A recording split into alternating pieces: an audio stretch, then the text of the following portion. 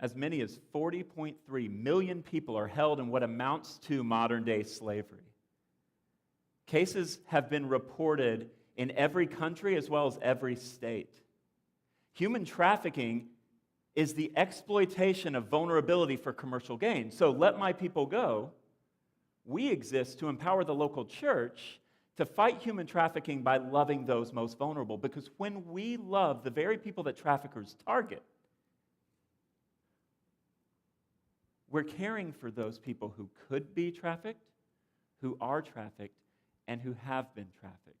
Each of my friends who've been trafficked, whether it was for sex, labor, or domestic servitude, each of them were vulnerable before they were exploited. They were vulnerable as they were being exploited, and they were vulnerable after. So what would it look like if the church came alongside of those people in their community that no one's looking out for, those people who don't have the protection of a family? What would it look like if we loved the people that others would like to forget? You see, my understanding of human trafficking has not always been like this. In fact, it began to change when I went to a Christian abolitionist summit in the Midwest. Let me tell you about this summit. I mean, it was first off, it was sold out. Second, they had incredible speakers. They were unbelievably inspirational. They had the best worship bands that I have ever seen. Each band that played had an album. They had their own music out there. They even had the cutting-edge videos that you watch and you're just like, I'm ready to tithe right now. Like, this is the most amazing, impactful video that I've ever seen. I'm in. And they also had that life-changing challenge. They challenged us all to end human trafficking. They were saying that we, the attendants, those in attendance, we were the answer. And I think that's why I didn't like it. Because as we were being challenged to answer the call to end human trafficking, we started believing that we were the heroes. We started believing that we were the ones who were going to turn the tide. We were on the front lines. And I'll never forget this man. He was probably in his early 20s, and he had a blonde ponytail, because for some reason, I just don't forget men with blonde ponytails. And this guy comes up to me, and he says, dude, we're going to change the world, man. We're abolitionists. I'm an abolitionist. And rather than celebrating with this guy, I just felt this rush of doubt wash over me. I'm looking at this guy, and I'm looking around this church building, and I'm thinking, are we this passionate about the homeless in our community? Are we this passionate about the foster children in our neighborhood? Do we care about those who are new immigrants in our city? Something wasn't right. I began to rethink my own approach to human trafficking. I'm like, are we doing this right? Am I doing this right? Is my heart in the right place? This feeling lingered as the conference came to a close and I headed back home. And months would pass. And though the questions faded to a certain extent, they didn't go away fully. I still was wrestling with it. And then one day, I found myself running late to a human trafficking meeting in New York City. And it was as if I had blinders on. And I am getting out of my house, I'm getting my Metro card, I'm going to the subway, and I practically stepped over one of my homeless neighbors without even making eye contact. I stopped in my tracks. It was like it finally dawned on me. In my attempts to change the world, I missed the opportunity to impact my world. As I was being called to change everything, I forgot that God has put me here to love the person in front of me, to love those whom He has placed in my path. And so as I reflected on this, I got to be honest, I was shaken. And I just began to open the Scriptures, and I said, God, how do you want your church to fight human trafficking? What does that look like? And as I began to read the Scriptures, I noticed a constant refrain. I noticed that whether it was in the Old or the New Testament, you find God always identifying with those who are most vulnerable. In the Old Testament, we find Him identifying with the widow, the orphan, and the sojourner. In the New Testament, we see Jesus saying, "What you did for the least of these, my brothers, you did for me." Again, God identifies with those most vulnerable. But here's the interesting thing. He doesn't just identify with those who are vulnerable. He challenges His people to join Him. We're reminded in Deuteronomy that the Israelites were told, you were sojourners once in the land of Egypt. Now love the sojourner. He grounds their love of neighbor in their own redemption. This is where you were. Now love your neighbor. And He does the same thing in Matthew chapter 25, in the parable of the sheep and goats. You see, God isn't calling us to the newest and sexiest cause. He's calling us to a life of downward mobility.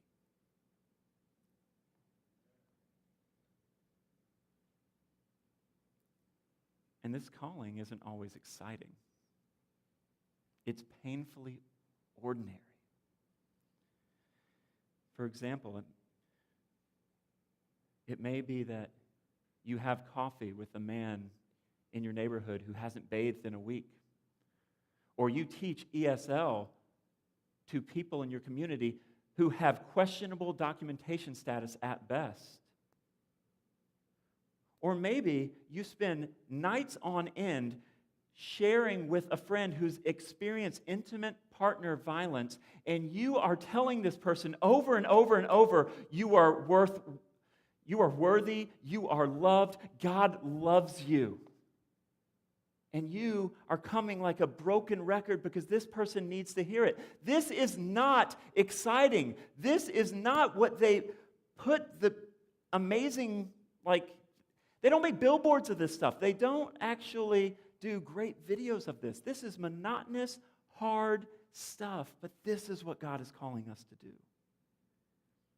If you were human, if you were drawing breath right now, then you have to admit at times you have been blinded by your own theology of glory. Whether we know it or not, we aim to do the good things to be considered virtuous without really dealing with the brokenness that's in front of us. With this in mind, the teachings of Christ become even more revolutionary. Take the Gospel of Luke, for example. As Christ teaches, He doesn't walk by difficult issues. He walks straight into them. Look at the parables. Who does He cast as protagonists? We have a grateful debtor, okay. We have a good Samaritan. We have this banquet. And you know who the guests of honor are? The crippled, the poor, the lame. We have a dishonest manager. We have a persistent widow. We have a man named Lazarus who is laying at the city gates, covered in sores. The dogs are licking his sores, and the good Christians are walking right by him. The good, faithful Jews, rather, are walking right by him.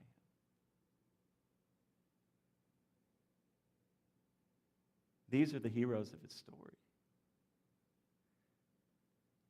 The outcast, the marginalized. These are the paragons of virtue. Throughout his parables and his teaching, Jesus finds virtue in the last place we'd ever look. He finds virtue in vulnerability. At this point, we should define our terms. Virtue can be defined as conformity to a standard of right, a particular moral excellence. Essentially, you have it all together in at least one area of your life. One. You're doing okay. You have virtue.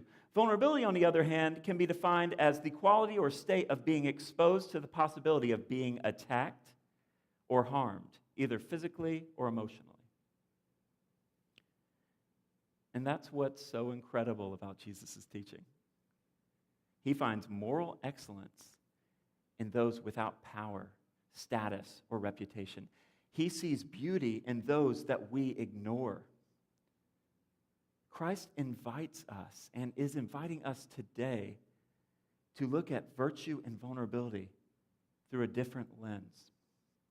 So to see this in real time, we need to look no farther than the parable of the Pharisee and the tax collector, found in Luke chapter 18, verses 9 through 14. As you are looking this up on your cellular devices, allow me to read. He told this parable to some who trusted in themselves that they were righteous and treated others with contempt. 2 men went up into the temple to pray, one a Pharisee and the other a tax collector. The Pharisee, standing by himself in the front of the temple area, in front of all of the other worshipers, prayed thus: God, I thank you that I am not like other men, extortioners, the unjust, adulterers, or even like this tax collector. I fast twice a week. I give tithes of all that I get.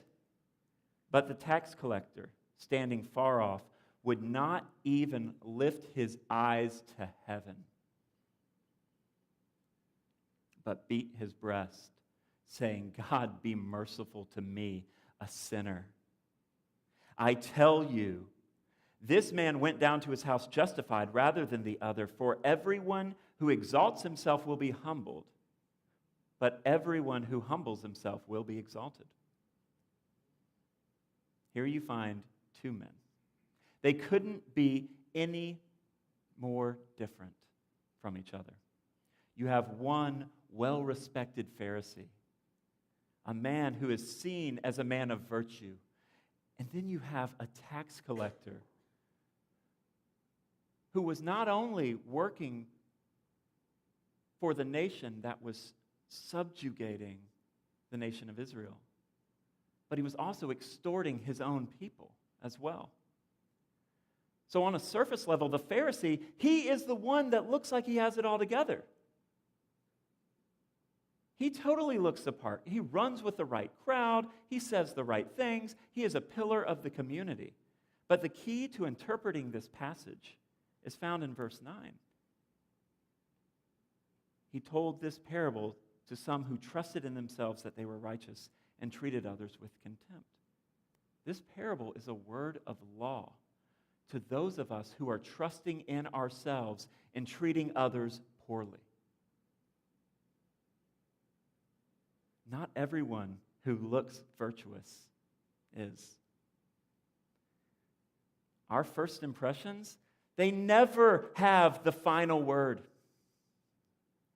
Case in point, notice the posture of the Pharisee as he prays.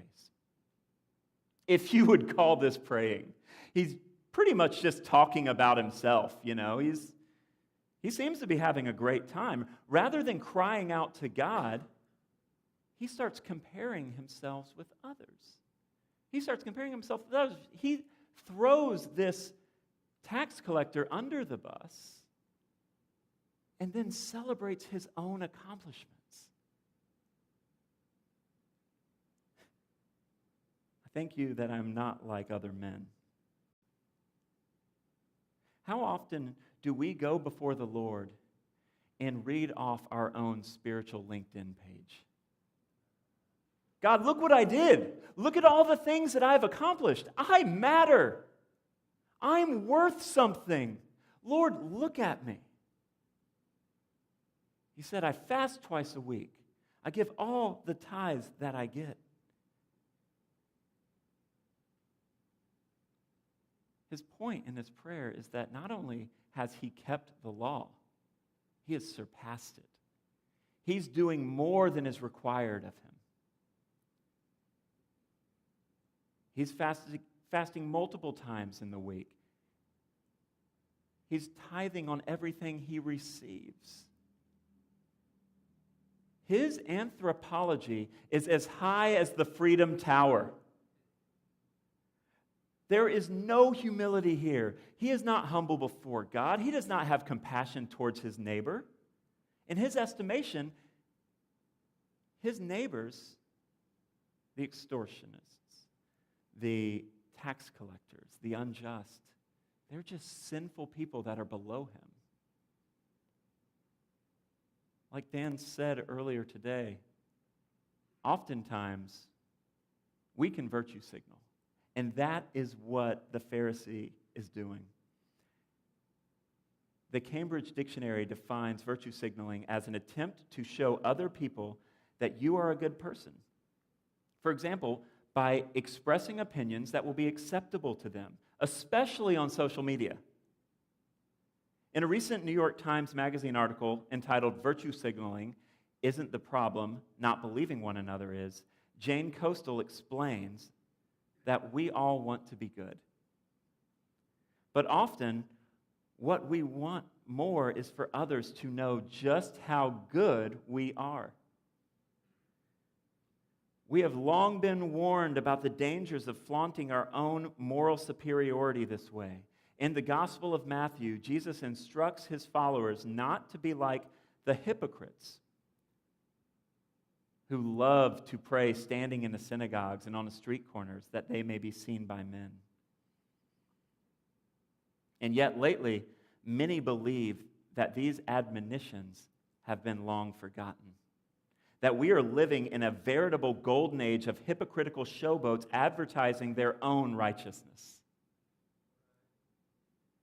The British conservative writer James Bartholomew may be the main popularizer of the term virtue signaling, which he first used in an April 2015 article in The Spectator, arguing that most of the moral outrage that we see online is mere posturing. He says this, "Gosh, you must be virtuous to be so cross." But in Bartholomew's view, this isn't because those people don't. His point is, he doesn't want to suggest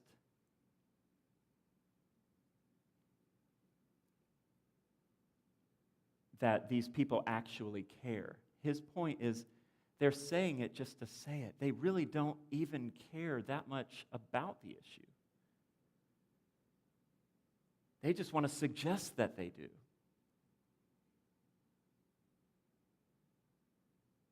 You see, the religious leaders of Jesus' day earnestly desired to look the part. And they did. But Jesus is using this parable to show that at a heart level, they really weren't seeking virtue. Our self-righteousness and our desire for affirmation can often play itself out in this way. We want people to think well of us. So we point to our own moral high ground. We celebrate things to be noticed for how good of a person we actually are. And now here's the thing. Not everyone who is talking about the good things that they are doing is actually virtue signaling. But we need to be aware that at any point we can do this. Our fascination with approval seeking overflows into comparing ourselves with others. And we do this because we will do anything to secure our own reputation. You may remember a few years ago, a phenomena swept the land. It was called the Ice Bucket Challenge. If you don't remember the Ice Bucket Challenge, allow me to remind you of this glorious event. What happened was people would have someone video them sitting in a chair, and they would say, "I'm doing the Ice Bucket Challenge for this charity." And then they would just dump cold ice water on their head. I totally did this. Who else did the Ice Bucket Challenge? Raise your hand. Who else did it? Okay, that's awesome. We did it, but you know what? I know I didn't donate to charity. And that was the whole point of the Ice Bucket Challenge. And I did not donate to charity. And you know what? Most people didn't.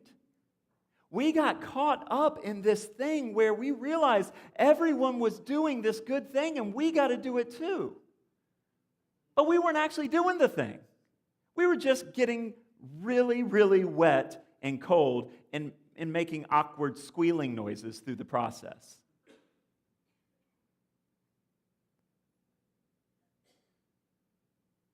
Another example of posturing or virtue signaling can be seen in the social media posts that we put out there for the world to see.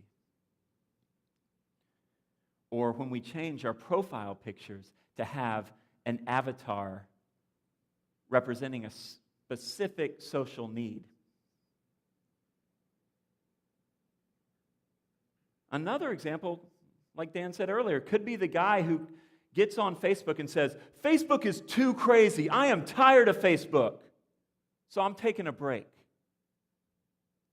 Why couldn't you just taken a break? Why'd you have to make this big deal about taking a break? Because now I'm thinking about you taking a break, and now I'm thinking maybe you're better than me because you're taking a break, and I'm not taking a break because I'm reading your stupid post.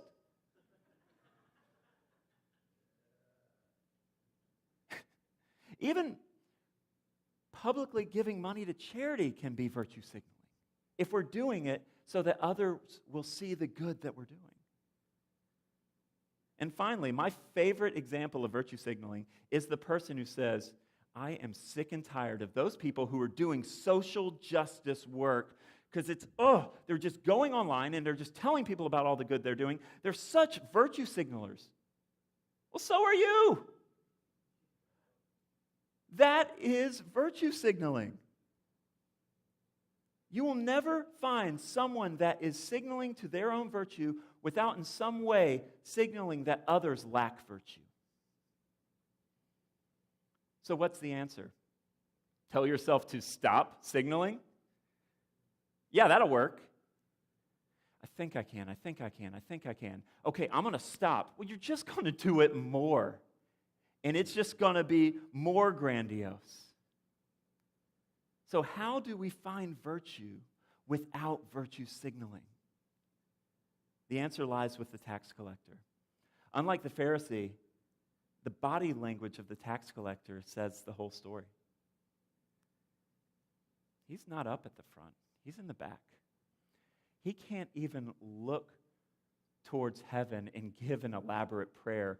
All he can do is hang his head and cry out, beating his chest as a sign of contrition. "God, be merciful to me." He has no achievement in which to rest. So he is crying out for mercy so that his sins would be covered and the wrath of God removed from him. Rather than looking down on others, he's taken a hard look at himself. He's too broken to virtue signal. He couldn't fix what was wrong with him. So all he could do is stand before God as a man condemned and powerless. What a stark comparison. You have one who's fully conscious of his personal holiness. And then you have another who every day is reminded of his moral failure. Speaking of the tax collector, Jesus said, "I tell you, this man went to his house justified and not the other. not only was he forgiven, he was made right before the Lord. For everyone who exalts himself will be humbled, but the one who humbles himself will be exalted.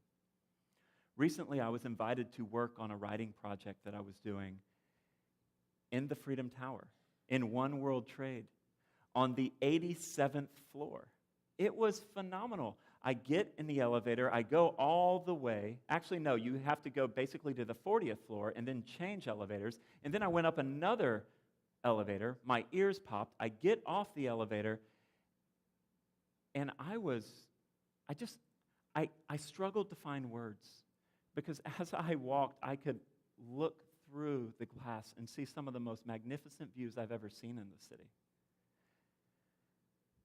As I'm looking at the Statue of Liberty, I get overwhelmed. I tell my friend who's with me, I'm like, oh, I just need to stop, because the events of September 11th just came rushing back. And I was just unbelievably emotional. And it's interesting. The more I walked and explored, I could see the footprints of the 2 World Trade Center buildings that collapsed. As I looked around this office, there was millions of dollars of art on the walls, just hanging there. And we expect it to look like that, don't we? We expect something like the Freedom Tower, the largest building in the Western Hemisphere, we expect it to be opulent. Have you ever heard of the Freedom Tunnel? Has anyone here ever heard of the Freedom Tunnel? The Freedom Tunnel is on the Upper West Side, under Riverside Park. In the 1930s, Amtrak built this incredible tunnel that they used until the 1980s, when it fell into disrepair. After they stopped using it, over 100 people moved in. It was a shanty town. If you've ever heard the phrase, the mole people, that's where it came from. These were people who were living under the streets of New York, who had no law. They could just live in peace without having to deal with what they would have to deal with topside. And the tunnel actually got its name from a man by the name of Chris Freedom Pape. He was a graffiti artist, and he went into the tunnel with these people who were looking for sanctuary, and he just began to paint art for them. And his works are masterpieces. He painted Francisco de Goya's The 3rd of May. He paints a massive Coca-Cola mural. He even painted something called There's No Way Like the American Way, which, using a 1930s billboard design, compares the Great Depression to the plight of New York City's homeless. But to see these beautiful paintings, you have to climb down into the darkness. You have to stumble over the tracks, risking arrest by Amtrak police. You have to go to where the hurting are. You have to risk your safety. You have to be uncomfortable to experience this beauty. As we think about this parable, we're reminded that Jesus found worth and virtue in the life of this vulnerable social pariah. What's key for us to know is that virtue is not found as a result of an ascent. It's found as the result of a descent. As we descend into humility, we find virtue in the last place we would ever look. Our weakness, our frailty, our failure, our suffering. But this moral excellence that we find, it's not ours. It's through our humiliation and our trials that we are brought to a place where we will treasure Christ's achievement on our behalf over our own personal achievement. What he has done rather than what we do. Finding virtue in our own weakness keeps us from trusting in ourselves.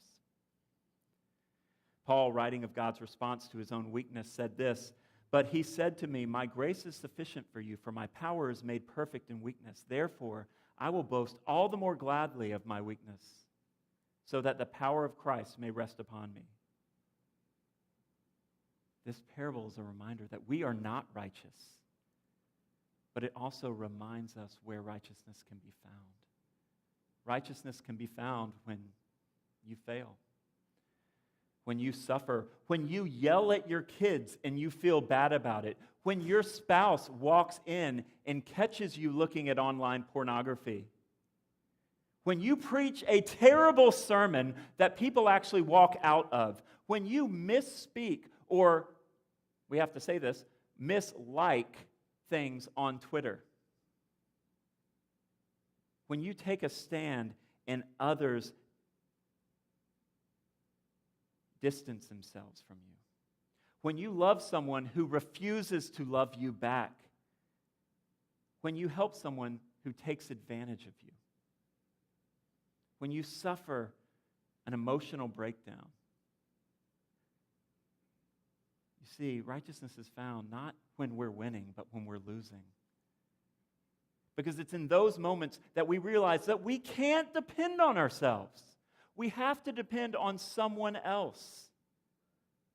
Like the tax collector, we're left with only pleas for mercy.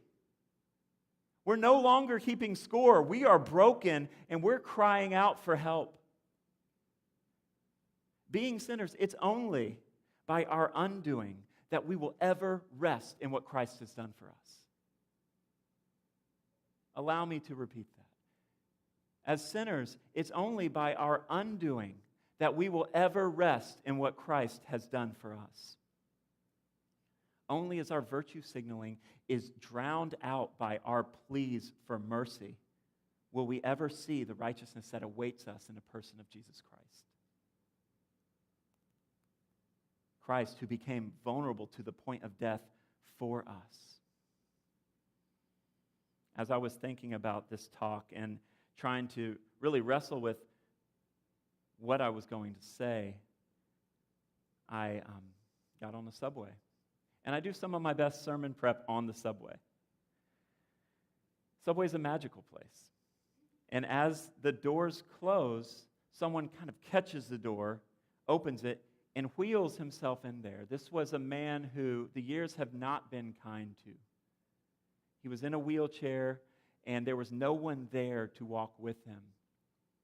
And as I looked at him, I noticed that his face had just been shaped by what seemed to be a hard life. He looked kind of like he was either high or just out of it or mentally just not there. He had a crooked smile. He just kind of sat there. And as I looked at this man, I just started to notice little things about him.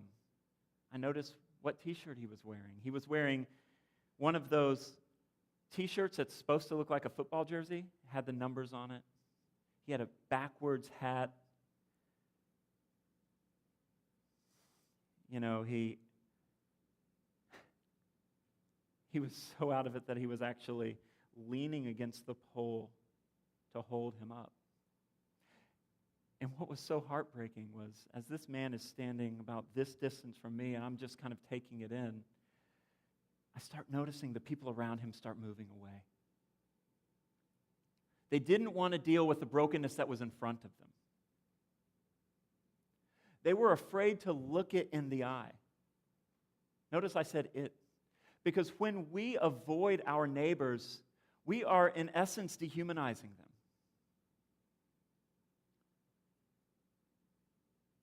Well, I got off at the next stop. And as I'm walking out the door, I look back at the man.